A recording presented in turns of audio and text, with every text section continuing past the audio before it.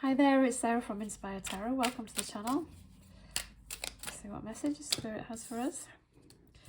So we've got rabbit, eagle, another couple of cards, earthworm,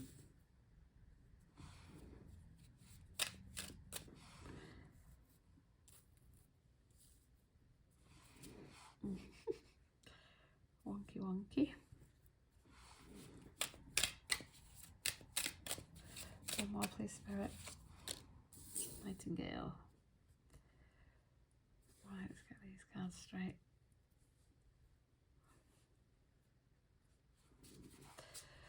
So the rabbit is very much like a rabbit in the headlights, I believe this card is. Yeah, when we're in a rabbit state, we're very overwhelmed and frozen. We're afraid of everything, like a little rabbit in the road.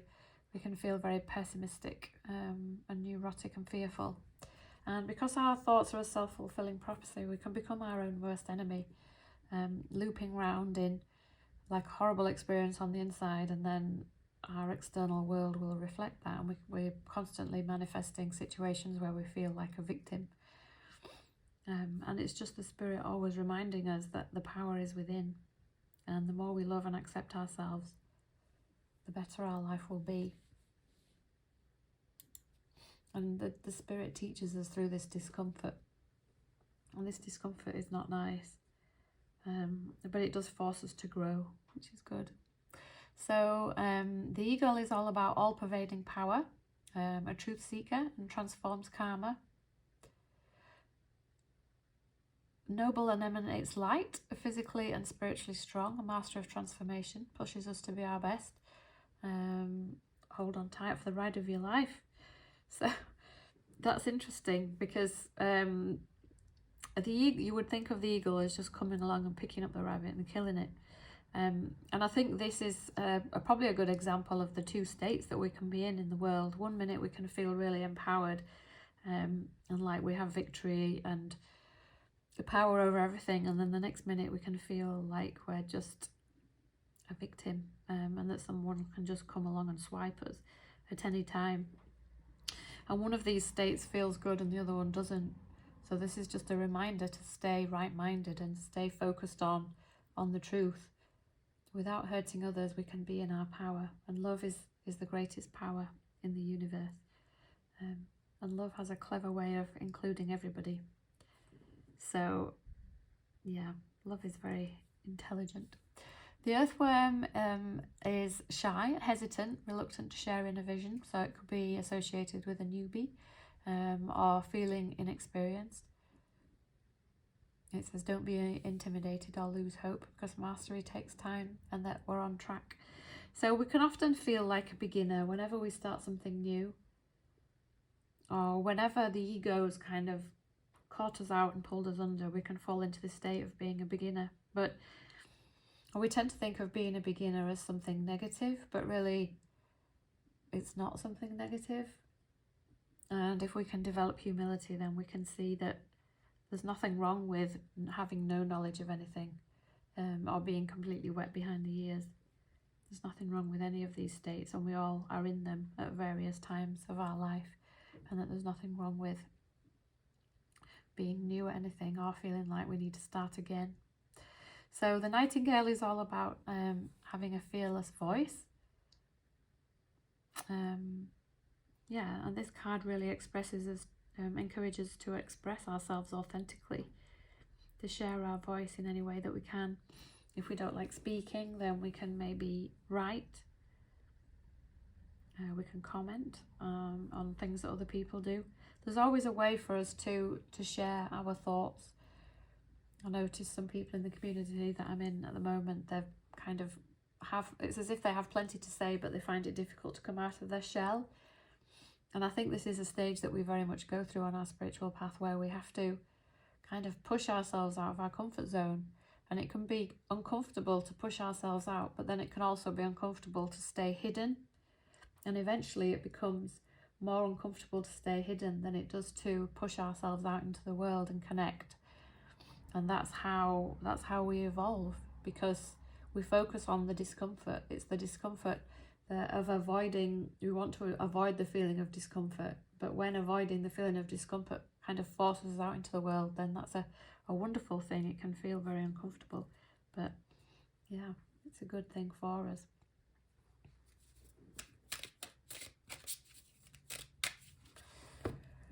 Right, I might move on to the tarot now, see what the tarot cards have to say. Oh, too many cards.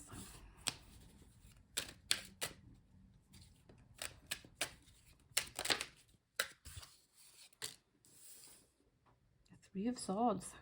So this is a card all about heartbreak and betrayal. So yeah, in the context of these cards, I would see this very much as about us betraying ourselves when we're not true to ourselves and we really want to go for something, but we don't do it and we play small. And then we feel this pain and resistance within us, because really we are one being of huge magnitude and love and light. And whenever we restrict this in ourselves, then we're essentially being cruel to ourselves, and it doesn't feel good. And the universe is designed that way, for when we expand, when we're expansive and loving, that we feel good, and when we contract and shrink, we don't feel good. And it does say something in A Course in Miracles where we can't cut ourselves off completely from the source. We can kind of hold back and paralyze ourselves, but we can never fully snuff out the feeling of love and the power of love within us. And we do eventually learn that it's pointless to not go in the direction that the Spirit and God want us to go in, because it's just futile.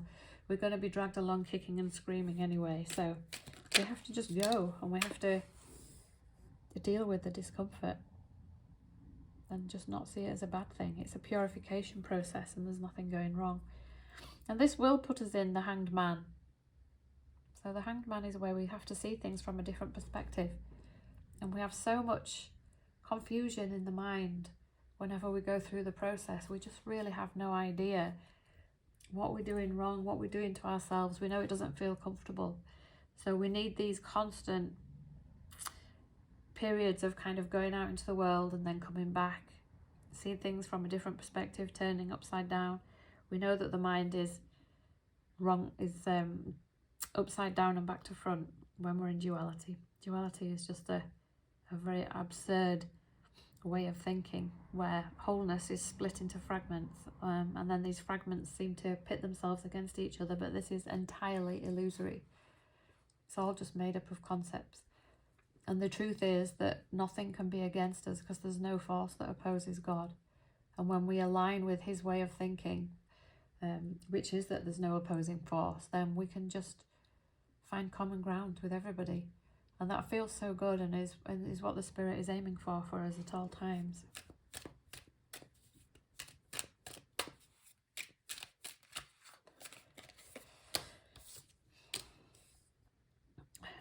Death. The Ace of Pentacles. These all fell out. The Star. High Priestess. So yeah, the Death card is all about rebirth. Death and rebirth. So we're dying to our old self over and over and over. And I think I've mentioned this before, that some cultures mourn death. In my own culture, we tend to mourn it and think it's a bad thing. And we think birth is wonderful. Whereas in other cultures, it's the other way around. They think when you're born into this world, it's a nightmare. And when you die, you kind of go back to the light, and that's a good thing. So we kind of live and die by our perceptions of things. And because they're all dualistic concepts, they're all essentially inaccurate. And this is how the Spirit shows us that any dualistic concept is painful. And that when we try and go towards pleasure, we always find pain, because pleasure within a dualistic way of thinking is just a trap. The only time we're going to experience pleasure is when we realign our minds with oneness and harmony and love. And we need this reminder over and over again. And we're always being given, with Ace of Pentacles, we're always being given opportunities to learn this lesson. That with everything that we do, any project that we take on, anybody else that we meet, anything at all that we do, it's always an opportunity to align the mind with oneness. And when we do this, we feel good again.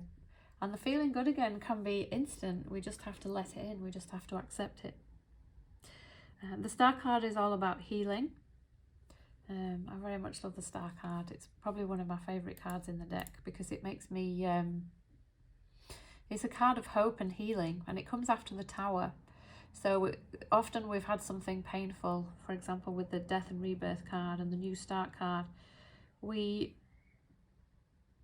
Something uncomfortable and difficult has happened. We've kind of ended a cycle and been through a lot of darkness, and then the Star is a gentle card that reminds us that we're healing, and that we're being strong, and that we're always being lifted up. There's always hope, and that to stay in this feeling of optimism and gratitude feels good. Somebody outside could do with some of that.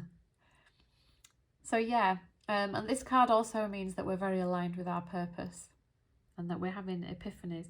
And the High Priestess card is all about epiphanies and symbolism and understanding the intuition. And this lady's very calm, the High Priestess. She understands that she needs to go within and quieten the mind, all the clutter and darkness in the mind, all the dualistic concepts, all the hypotheticals, everything that just drives us crazy. Whenever something comes up, the ego has an opinion about it, and the High Priestess is reminding us that we're in the world, but we're not of it, and that we can very much just go into the stillness and realign our minds with the truth. And whenever we do that, we return to peace.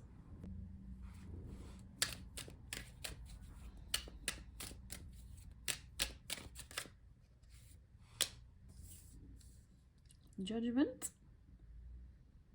Yeah, I like this card. This is probably one of my other favourites, and I really particularly like the image on this card. It's like the light body is lifting out of this woman. She's becoming more...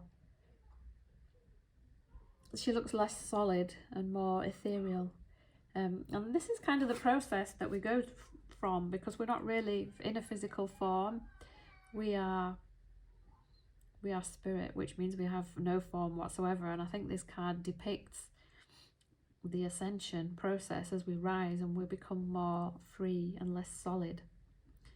And the more guilt and fear we have in the mind, the more solidly real this world feels.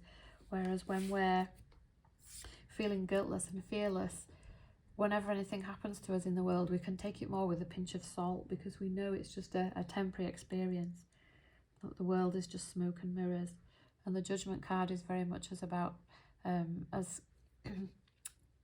just going through the redemptive process, where we're rising up, releasing thick and toxic beliefs and things about ourselves, and we're just moving forward in our purpose at all times.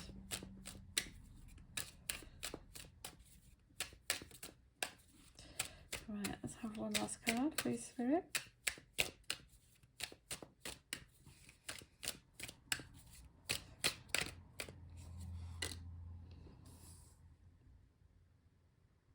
Page of Wands. Yeah, so the Page of Wands is very free-spirited, very youthful, enthusiastic. And this is what it says in A Course in Miracles, that the Spirit really wants happy learners, wants people who are open-minded, who are happy to put away their thoughts and beliefs about the way things have been in the past and just let them go. Because we often think that our past learning is helpful to us in some way. Oh, that happened to me in the past, I'm going to avoid that. But because our thoughts create, and any time we have a thought and we have a powerful emotion with it, maybe of fear or dread or something like that, then we tend to recreate patterns and problems. And the Page of Wands card is really trying to get us to move away from that, to be very open-minded and just open to seeing things differently, open to new ideas. I'm very curious. So yeah, I hope there was some wonderful little reminders in there about the spiritual path and how we need to see ourselves, and that yeah, we can give ourselves grace, because we're always where we're meant to be. We're always doing our best. And to remember that we are whole and complete. It's like at all times we are the spirit. We're innocent and pure, but then we have this distorted overlay that we think we are. And the truth is that we are the higher self at all times, but we've kind of forgotten, and we need to clear out this lower self. But it's perfectly acceptable for us to be in both states. It doesn't feel comfortable, but the spirit forgives us and knows that we're doing our best and we are where we are, and that we can just keep purifying the mind slowly and steadily. So yeah. And I think one of the things I found about my journey is to just surrender and accept where we are, even if we don't like where we are. It's the resistance to it that is painful. Whereas when we just accept and see ourselves as making good progress and doing well, and that everybody else is making good progress and doing well, then it just softens our experience and allows us to be. And then we can then tap back more into our unified and innocent state when we leave ourselves alone. Earlier in the journey, I always felt like on the spiritual path as if we were going to become something better, but really we're letting go of the desire to become something better and accepting our divine inheritance, which is kind of beyond all comprehension to us, really. So yeah, it's a process, but we're on it when we're doing it, and all is well. Okay, I love you all. I hope that helped. I'll see you soon. Bye.